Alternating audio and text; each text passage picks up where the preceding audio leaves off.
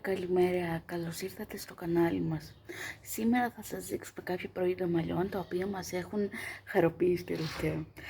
Αν σας ενδιαφέρουν αυτά τα βίντεο, κάντε like σε αυτό, κάντε εγγραφή στο κανάλι, πατήστε κουδουνάκι και ειδοποιήσεις, στηρίξτε στα διάφορα e-shops και ακολουθήστε μας στο Facebook, στο Instagram, στο TikTok, στο blog και εδώ φυσικά.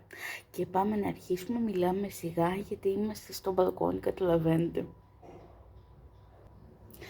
Το σαμπουάν λοιπόν που μας έχει ξετρελάνει τελευταία είναι ένα ενυδατικό με τσάι του βουνού μέσα, από κρητικά έτσι βότανα, με διάφορες πρωτεΐνες σιταριού, με λινερόσπορο, το οποίο μαλακώνει την τρίχα, δεν έχει πολλά σκληρά καθαριστικά μέσα και είναι αυτό το κορέ, ο οποίος έχει ολόκληρη σειρά και με μάσκα και με conditioner. Εμείς έχουμε το σαμπουάν, το οποίο φυσικά πιστεύω ότι θα κάθεται καλύτερα σε λεπτή τρίχα όπως την δικιά μας, που θέλει ενυδάτωση, αλλά φυσικά μπορούν να το δοκιμάσουν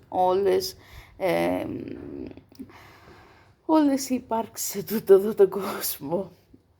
Συνεχίσουμε με μία μάσκα η οποία είναι με τη μορφή γαλακτώματος, δεν είναι μάσκα με την κλασική έννοια, είναι με αμύγδαλο και με διάφορα έτσι ενυδατικά άλλα συστατικά όπως αλόι και γλυκερίνη, είναι από τον Garnier και τη σειρά Botanic Therapy, η Almond Milk Softness, και αυτή κάνει έτσι για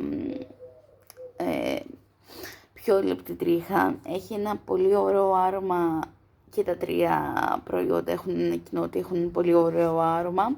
Αυτή, για όσους είναι και από Ανατολική Κρήτη, θυμίζει σουμάδα πραγματικά.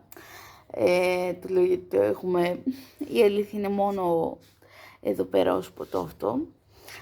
Κάνει όμως μόνο για λεπτή τρίχα, ενυδατώνει μόνο αυτό το είδος, γιατί οι υπόλοιποι ίσως να θέλουν μια κλασική μάσκα.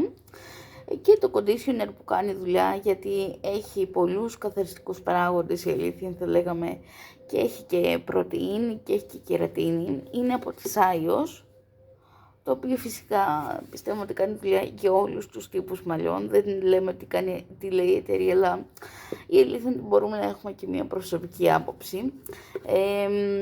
Μυρίζει λίγο έτσι χημικά, αλλά πολύ ωραία, γιατί είπαμε ότι έχουν κοινά αυτά τα τρία.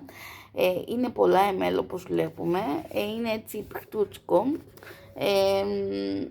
συγγνώμη, και νομίζω ότι κάνει δουλειά πραγματικά και στην απαλότητα, αλλά και αυτά τα τρία, και αυτό και η μάσκα που μπορεί να μπει σε κάποιος conditioner επειδή ακριβώς είναι γαλακτώδης, και το σαμπουάν συντελούν στο να γίνει μαλακό το μαλλί. Αυτά είχαμε να πούμε για σήμερα, ελπίζουμε να σας άρεσε. Καλή συνέχεια σε ό,τι κάνουμε και σε ό,τι κάνετε και θα τα πούμε στο επόμενο βίντεο.